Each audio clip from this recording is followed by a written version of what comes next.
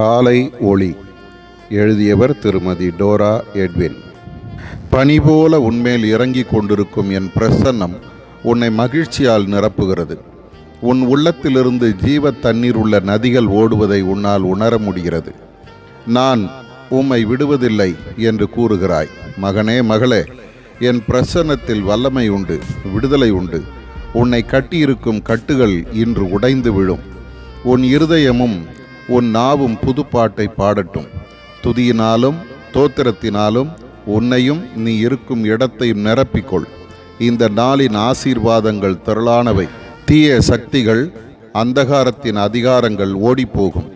உன் கட்டுகள் உடையும், சகல சூழ்நிலைகளும் மாறும். இருளில் உன் வெளிச்சம் உதித்து உன் அந்தகாரம் மத்தியானத்தைப் போலாகும். உன் துக்க நாட்கள் முடிந்து போம். உன் பாதைகளில் வெளிச்சம் பிரகாசிக்கும். நீ புது பலன் அடைவாய்.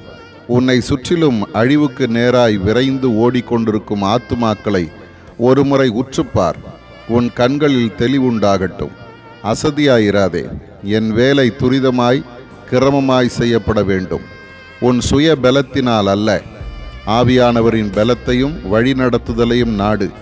என் கரத்தை பிடித்துக்கொள், என்னோடு நடந்து வா.